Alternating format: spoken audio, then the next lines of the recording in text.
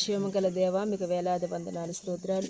నీ కృపను బట్టి తండ్రి నాయన ఈ దినము ఉదయకాలం మొదలుకొని రాత్రి గడియే వరకు కృపా క్షేమము ఆరోగ్యము ఆయుష్ ఇక్కడ కూడిన మా అందరికీ అనుగ్రహించిన విధానం బట్టి నీకు వేలాది వందనాలు స్తోత్రాలు చెల్లిస్తూ ఉన్నానయ్యా.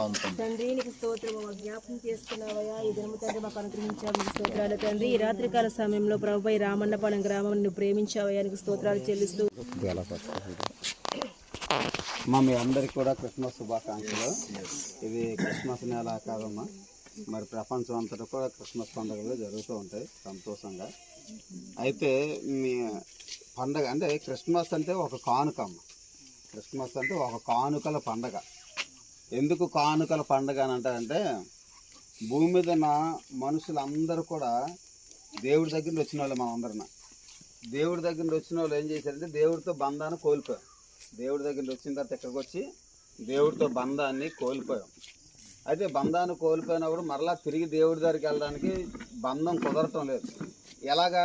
దేవుడేమో పరిశుద్ధుడు, మనమా చాలా పాపం ఉంది మనలో ఉన్న పాపం వల్ల దేవుడు పరిశుద్ధుడు అవడం వల్ల బంధం కుదరటం లేదు. కాబట్టి మనకు బంధం కుదర్చాలంటే మన పాపం పోవాలి. మన పాపం పోవాలంటే మనల్ని పుట్టించిన దేవుడే మన కోసం బలైపోవాలి. కాబట్టి మన కోసం బలైపోవడానికి మనల్ని పుట్టించిన దేవుడే యేసు అని పేరు మీద ఒకే ఒకసారి భూమి మీద మానవుడిగా జన్మించాడు.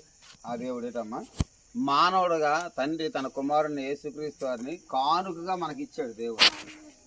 ఆ కానుకగా అర్పింపబడిన యేసుక్రీస్తు వారు భూమి మీద బలిగా అర్పించబడ్డారు. మనందరి పాపాలకు ఉన్న శిక్ష ఎంత ఉందో ఆ శిక్ష అంతా యేసుక్రీస్తు వారు భరించారు. యేసయ్య మన కోసం చనిపోయి సమాధి చేయబడి 3వ రోజు తిరిగి లేచారమ్మా. కాబట్టి యేసుక్రీస్తు వారు చేసిన త్యాగం వల్ల, ఆయన ఇచ్చిన ఆ రక్తం వల్ల, ఆయన పరిశుద్ధ రక్తం చిందించారు మన కోసం, ఆయన ఇచ్చిన కానుక వల్ల మనందరి పాపాలు క్షమించబడి ఇప్పుడు మరలా మన స్వర్గానికి వెళ్ళే బంధం ఏర్పడ్డది. దానివల్ల ఒక బంధం ఏర్పడ్డది. కాబట్టి క్రిస్మస్ అంటే దేవుడు ఏంటంటే మనుషులందరికీ స్వర్గానికి తీసుకెళ్లే ఒక దారి వేయడానికి ఒక బంధం, ఒక మార్గం. ఏదమ్మా ఆయన యేసుక్రీస్తు వారు సర్వలోకానికి కూడా ఒక కానుకగా వచ్చారు. ఏదమ్మా దేవుడు మనకు నేర్పించింది ఏంటంటే ఆ తండ్రిని ప్రేమిస్తూ బతికినంతకాలం, ఇది క్రిస్మస్ సందర్భాలనే కాదు కానీ బతికినంత కాలం కూడా ఆ పొరుగు వారికి ఏదో ఒక మేలు చేయాలి, సహాయం చేయాలని దేవుడు చెప్పాడు. నిన్ను వలే నీ పొరుగు వారిని ప్రేమించు అన్నది. అయితే మాకున్న సామర్థ్యం బట్టి, అంటే మేమందరం ధనవంతులేం కాదు. సంఘంలో ఉన్నవారు చాలామంది కూలి పని చేసుకునే వాళ్ళు, కార్పెంటర్ వర్క్ చేసుకునే వాళ్ళు, లేదంటే అక్కడెక్కడ పని చేసుకునే వాళ్ళు, చాలా కష్టపడి పని చేసిన వాళ్ళే. వారు కష్టపడి వారి సంపాదనతోనే వారే ఇదిగో కొంతమందికి దుప్పట్లు కొన్నాం, అది కొన్నామని వాళ్ళు ప్రేమతో వాళ్ళు కష్టార్జితాన్ని తీసుకొచ్చి కానుకలు కొన్నారు. వారు కొని తీసుకురావడం ద్వారా ఏంటంటే మొన్న ఒక ప్రాంతానికి కొన్ని ఇచ్చాము, ఈరోజు మన గ్రామానికి ఇవ్వాలన్న ఆలోచన నాకు దేవుడు కలిగించాడు. అంటే ఆ గ్రామంలో ఇలాంటి కార్యక్రమం జరిగిస్తుండగా తర్వాత అయితే ఈ రామన్నపాలెం చేయాలి. ఎందుకంటే మా పాస్టర్ గారు ఉన్నారు, అన్నయ్య గారు ఉన్నారు, పాస్టర్ గారు.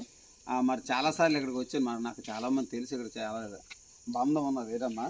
కాబట్టి అన్నయ్య ద్వారా ఆ గ్రామస్తులకి ఇస్తే బాగుంటుందని చిన్న ఆలోచన వచ్చింది. పెద్ద ఎక్కువ కానుకలేం కాదమ్మా, దయచేసి పెద్ద గొప్ప కానుకలేం కాదు, ఏదో మాకు కలిగిన కాబట్టి మరి తీసుకురావడం జరిగింది. కాబట్టి మా ప్రేమను మీరు స్వీకరించండి.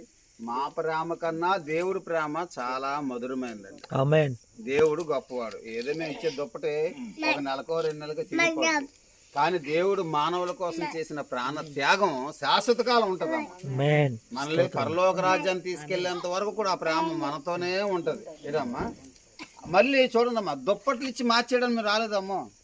మేము దుప్పట్లు ఇచ్చాం కాబట్టి మీరు మారిపోండి, మేము దుప్పట్లు ఇచ్చాం కాబట్టి చర్చికిచ్చాను, ఆ ఉద్దేశం మాకు కాదు. ప్రేమతోనే ఇస్తున్నాం. రక్షణ అన్నది మీ అంగీకారం, మీ సొంత ఇష్టం. ఏడమ్మా రక్షణ అన్నది యేసుక్రీస్తు వారిలోనే పాపక్షమాపణ ఉంది, యేసుక్రీస్తు వారిలోనే రక్షణ ఉన్నది. రక్షణ కావాలంటే తీసుకోవచ్చు, లేదంటే మానేచ్చు, అది మీ ఇష్టం. కానీ మేము దుప్పటి ఇచ్చాం కాబట్టి మీరు ఖచ్చితంగా మారిపోండి, ఖచ్చితంగా చర్చికి రండి అనే మటుకి ఉద్దేశం అయితే కాదు. మేము ప్రేమతోనే ఈ కార్యక్రమం చేస్తున్నాం. ఏదమ్మా సరే, చిన్న ప్రార్థన చేసుకుందాము. పాస్టర్ గారు ప్రార్థన చేస్తారు. పరిశుద్ధుడా మహాదేవుడా కృపగల మా తండ్రి నీ వందనాలు, స్తోత్రములు చెల్లిస్తూ ఉన్నా. ఇదిగో నా ప్రభు మా దేవ, ఇదిగో నీ సావుకులు ఇమ్మానుయేల్ గాస్పెల్ నాయన మరి స్థాపించినటువంటి నీ యొక్క సావుకులు ప్రసాద్ పాల్ తమ్మను బట్టి నీకు స్తోత్రాలు నాయన. మరి అమ్మగారు అలాగే గారు అలాగే తనతో వచ్చినటువంటి మా సోదరి సుమిత్ర అలాగే బాబు అక్షయ్ జ్ఞాపకం చేసుకోండి, పాపను కూడా జ్ఞాపకం చేసుకోండి, అలాగే చిన్న అన్న కూడా జ్ఞాపకం చేసుకోండి. ఇరువురు కలిసి నాయన ఈ యొక్క మరి సంఘములో కొంతమంది ఎత్తినటువంటి కానుకలు దేవా ఈ యొక్క గ్రామానికి గ్రామస్తులకు ఇవ్వాలని. మేలు చెయ్యక నీవు ఉండలేవయ్యా, ఆరాధించక నేను ఉండలేనయ్యా. మేలు చెయ్యక నీవు ఉండలేవయ్యా, ఆరాధించక నేను ఉండలేనయ్యా. యేసయ్యా యేసయ్యా యేసయ్యా యేసయ్యా యేసయ్యా యేసయ్యా యేసయ్యా యేసయ్యా. మేలు చేయక నీవు ఉండలేవయ్యా, ఆరాధించక నేను ఉండలేనయ్యా.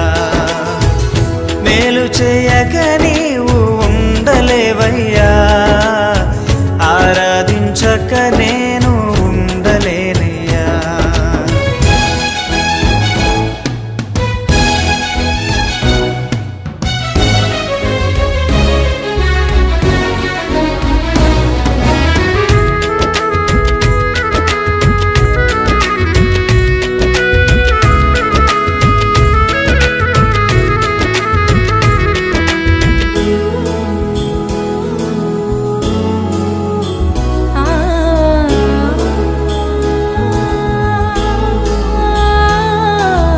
నిన్ను నమ్మినట్లు నేను వేరే ఎవరిని నమ్మలేదయ్యా.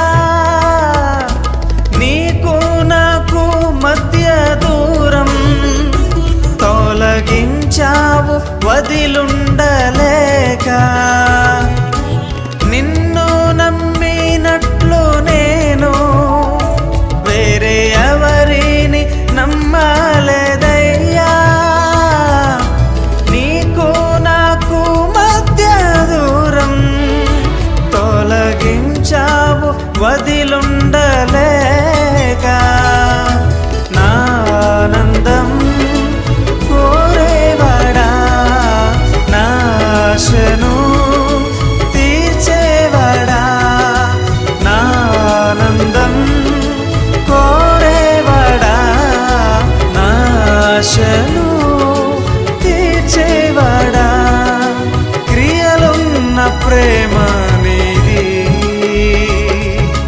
నిజమైన ధన్యత నాది.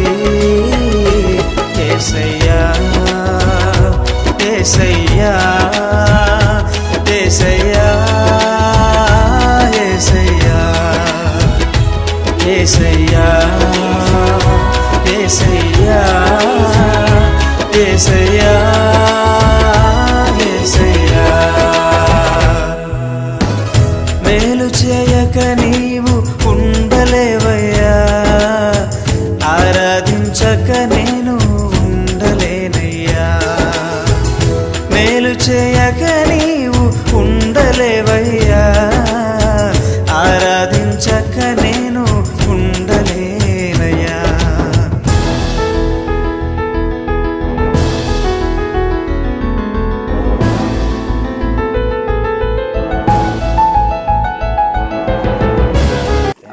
అందరికి వందనాలు. దేవుడు మిమ్మల్ని దీవించిన గాక. ఆమేన్. అమ్మా, దేవుని తెలుసుకోండి. దుప్పటికి దానికి సంబంధం లేదు, కానీ ప్రతి ఒక్కరు దేవుని తెలుసుకోవాలమ్మా. యేసుక్రీస్తు నిజమైన దేవుడు. అమ్మా చెల్లి ఒకసారి ఆగు, బిస్కెట్ లాభం కానీ. అమ్మా ప్రతి ఒక్కరు తెలుసుకోవాల్సిన విషయం ఏంటమ్మా, యేసుక్రీస్తు వారు నిజమైన దేవుడు. మనందరం మానవులమే. మనందరూ దేవుడి దగ్గరికి ఏదో రోజున వెళ్ళాలి.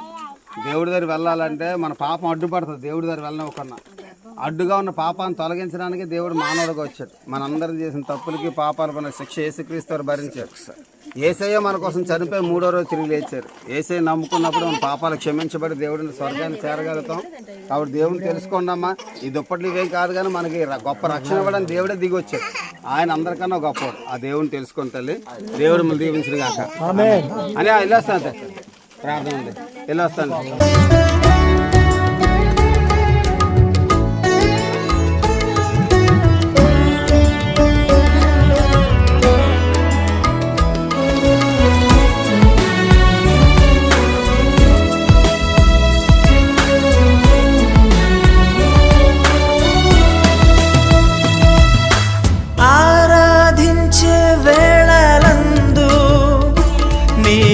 హస్తములు తాకాయి నన్ను,